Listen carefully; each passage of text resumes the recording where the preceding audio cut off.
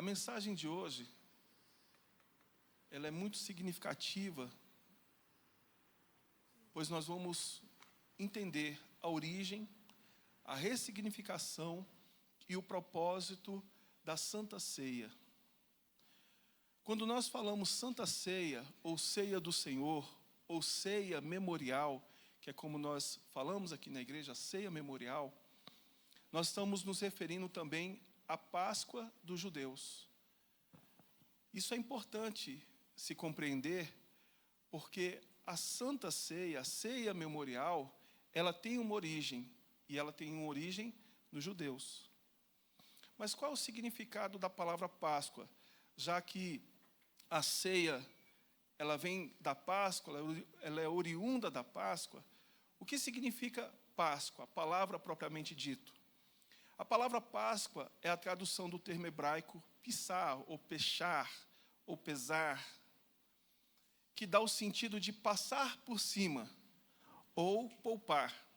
Esse termo está relacionado diretamente ao ocorrido no Egito, quando Deus passou sobre as casas dos israelitas, marcadas com o sangue do cordeiro, poupando os seus primogênitos da 10ª praga no Egito. E é exatamente o que nós vamos ver agora, a partir do livro de Êxodo, no capítulo 12, do versículo de número 1. Diz assim: O Senhor disse a Moisés e a Arão na terra do Egito: Este mês será para vocês o principal dos meses. Será o primeiro mês do ano. A gente pode ler isso aqui junto, por gentileza? Este mês, vamos lá. Este mês será o principal dos meses. Será. Então veja que este seria, ou foi estabelecido como o principal dos meses. E o primeiro mês do ano. Isso é o próprio Deus falando. Aí no versículo 3, continuando, diz: Falem a toda a congregação de Israel, dizendo: No dia 10 deste mês, cada um tomará para si um cordeiro, segundo a casa dos seus pais. Um cordeiro para cada família. Vocês guardarão o cordeiro até o 14º dia desse mês, e todo o ajuntamento da congregação de Israel o matará no crepúsculo da tarde. Pegarão um pouco do sangue e o passarão nas 2 ombreiras e na viga superior da porta, nas casas em que o comerem. Naquela noite comerão a carne assada no fogo, com pães sem fermento e ervas amargas. Aí lá no 11. É assim que vocês devem comê-lo, já prontos para viajar, com as sandálias nos pés e o cajado na mão. Comam depressa. É a Páscoa do Senhor. Então aqui foi estabelecida a Páscoa. Porque naquela noite passarei pela terra do Egito e matarei na terra do Egito todos os primogênitos, tanto das pessoas como dos animais, e executarei juízo sobre todos os deuses do Egito. Eu sou o Senhor. O sangue será um sinal para indicar as casas em que vocês se encontram. Quando eu vir o sangue, passarei por vocês, e não haverá entre vocês praga destruidora, quando eu ferir a terra do Egito. Este dia lhe será por memorial. Esse dia será por memorial. E vocês celebrarão como festa ao Senhor. De geração em geração, vocês celebrarão este dia por estatuto perpétuo. Então veja que Deus, ele ordena que Moisés, ele comunique isso ao seu povo, os israelitas. Ele comunique que viria uma praga sobre o Egito, uma praga destruidora, que ceifaria os primogênitos de todo o Egito, inclusive dos animais, mas na casa onde viesse estar a marca do sangue, nos portais das portas, o anjo passaria, o destruidor passaria, e aquela casa seria preservada. Deus orienta, então, que eles venham a sacrificar um cordeiro, e no dia 14 para o dia 15, eles iriam assar, comer esse cordeiro e o sangue, marcar os portais. Bem, aqui Deus estabelece o que nós conhecemos como a Páscoa. Amém? a Páscoa. A Páscoa, ela é uma celebração memorial, porque como ele diz aqui, no versículo 14, este dia lhe será por memorial, e vocês celebrarão como festa ao Senhor de geração em geração. Vocês celebrarão este dia por estatuto perpétuo. Então, é um evento memorial. Deus ordenou que Israel observasse para que as gerações futuras se lembrassem de como ele os libertou do cativeiro egípcio. A Páscoa era um rito que consolidava a memória coletiva da redenção. Portanto, Deus estabelece a Páscoa, ela deveria ser celebrada sempre no dia 14 do primeiro mês, de geração em geração. E exatamente esse período determinado por Deus, ele é mais ou menos entre março e abril do nosso calendário. Deus instituiu o mês de Abibe como o primeiro mês do calendário religioso de Israel.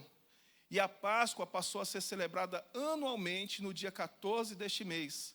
Esse mês de Abibe significa espigas verdes ou primavera, refletindo a estação em que ocorre entre março e abril no nosso calendário. Após o exílio babilônico, o nome Abibe foi substituído por Nissan, ou Nisan, depende da tradução. Bem, e a partir do dia 15 do mês de Abibe, ou de Nissan, inicia-se a festa dos pães asmos, que dura 7 dias, período em que o povo comia pão sem fermento, lembrando a pressa com que saíram do Egito. Muito bem. Então, de uma forma objetiva, foi a partir deste evento, a 10ª praga do Egito, que foi instituída como uma celebração memorial à Páscoa dos judeus. Acontecia sempre no 14º dia do primeiro mês. Para os judeus é o mês de Abibe, para nós fica entre março e abril.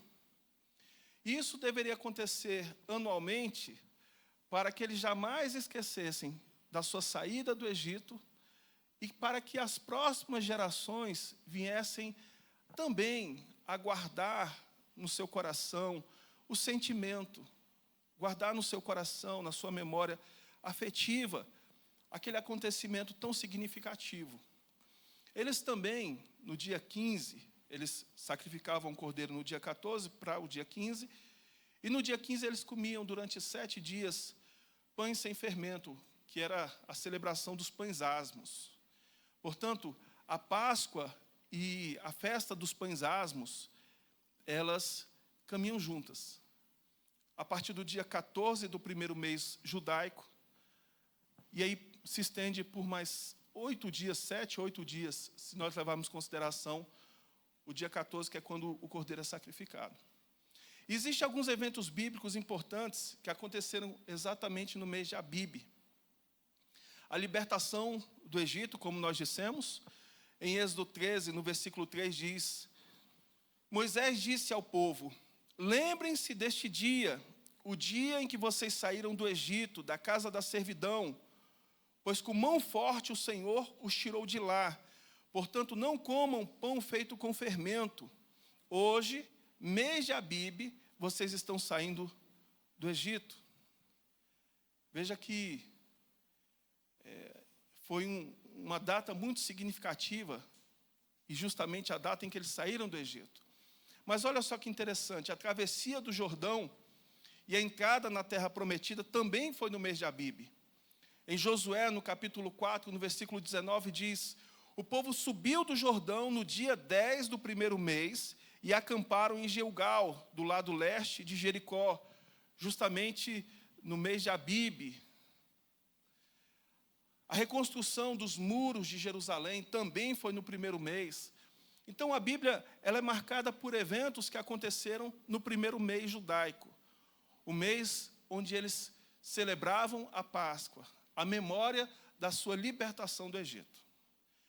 Entretanto, quando veio Jesus ele ressignificou a Páscoa. Em Lucas, no capítulo 22, a partir do versículo 7, diz assim: chegou o dia da festa dos pães sem fermento, em que era necessário fazer o sacrifício do cordeiro pascal. Então Jesus enviou Pedro e João, dizendo: vão e preparem a Páscoa para que a comamos. Olha só, ainda em Lucas 22, agora no versículo 14, a Bíblia diz assim: chegada a hora, Jesus se pôs à mesa e os apóstolos estavam com ele. Então Jesus lhes disse: tenho desejado ansiosamente comer esta Páscoa com vocês antes do meu sofrimento. Pois eu lhes digo que nunca mais a comerei, até que ela se cumpra no reino de Deus. E pegando um cálice, depois de ter dado graças, disse: peguem e repartam entre vocês, pois eu digo a vocês que de agora em diante não mais beberei o fruto da videira, até que venha o reino de Deus. E pegando um pão, tendo dado graças, o partiu, lhes deu, dizendo: isto é o meu corpo que é dado por vocês, façam isto em memória de mim.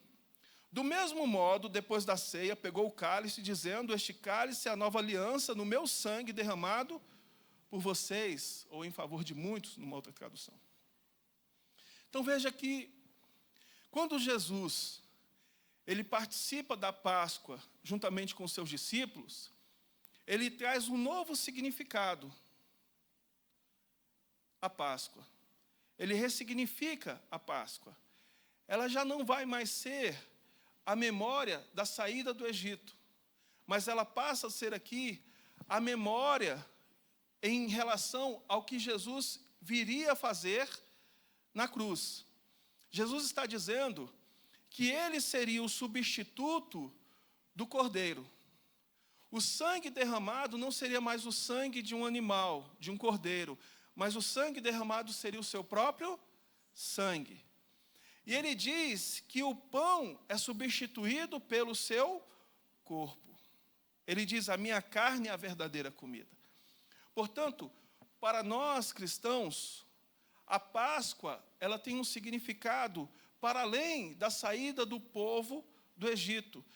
A Páscoa é uma memória que temos, é uma celebração memorial que diz respeito ao que Jesus fez por nós na cruz. E é por isso que hoje nós cristãos participamos da ceia memorial, porque fazemos em memória de Jesus. Entretanto, eu queria chamar a sua atenção para algo. Primeiro, quem foi o idealizador da ceia do Senhor? Quem foi o idealizador da Páscoa? De onde surgiu essa ideia? Em Êxodo, no capítulo 12, no versículo 11, diz: é assim que vocês devem comê-lo, já prontos para viajar, com as sandálias nos pés e o cajado na mão, comam depressa. Você pode ler comigo? É a Páscoa do Senhor. Quem foi que estabeleceu a Páscoa? Foi o Senhor, exatamente.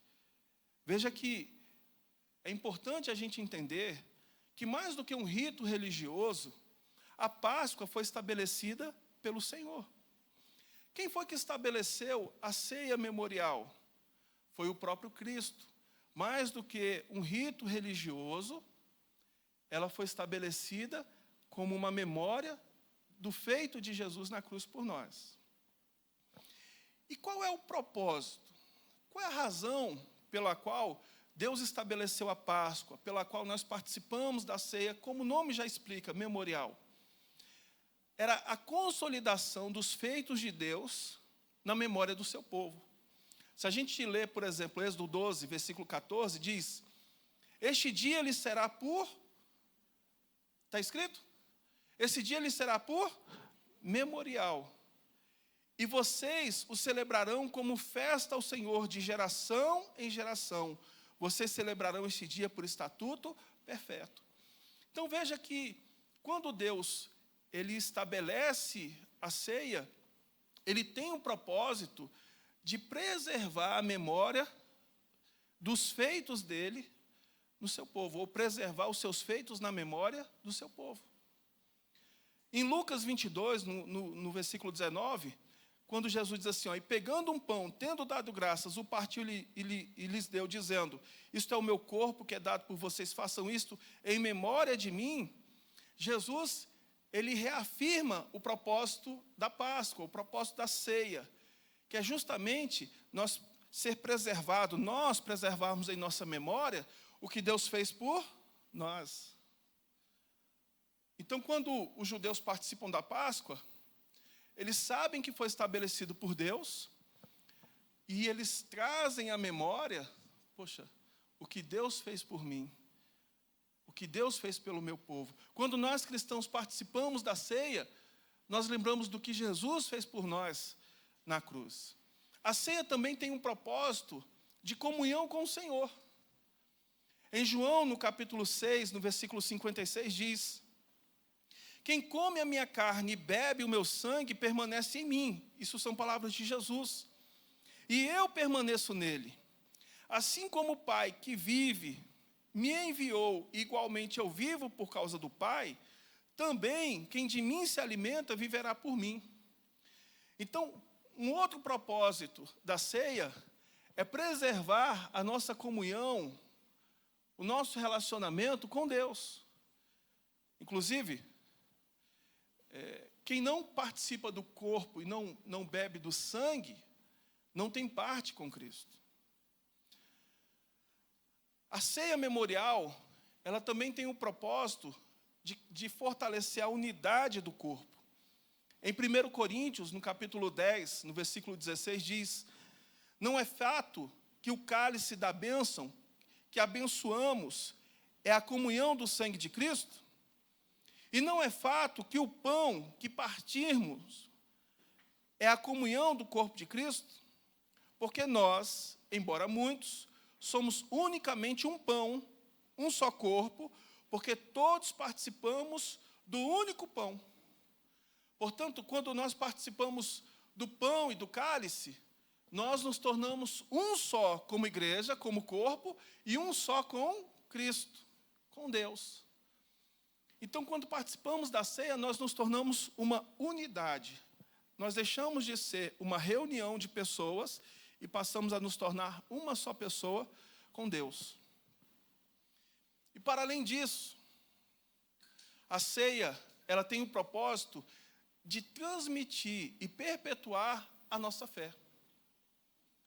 Quando nós participamos da ceia, em 1 Coríntios, no capítulo 11, no versículo 26, Paulo vai dizer: porque todas as vezes que comerem este pão e beberem um cálice, vocês anunciam a morte do Senhor até que Ele venha. E nós vamos participar da ceia do Senhor nesse momento, inclusive. E por fim, para nós concluirmos essa mensagem, a ceia, ela foi instituída por Deus. Ela tem o propósito de consolidar na nossa memória os feitos do Senhor. Ela tem um propósito de gerar comunhão entre o indivíduo e Deus. Ela tem o propósito de gerar unidade entre os indivíduos e Cristo, nos tornando um só. E quando nós participamos da ceia, trazendo à nossa memória o que Ele fez por nós, preservando a nossa comunhão com Ele, fortalecendo a unidade do corpo, nós transmitimos através da nossa própria vida a mensagem da cruz, a mensagem do amor de Deus para as próximas gerações e para toda a humanidade. Amém?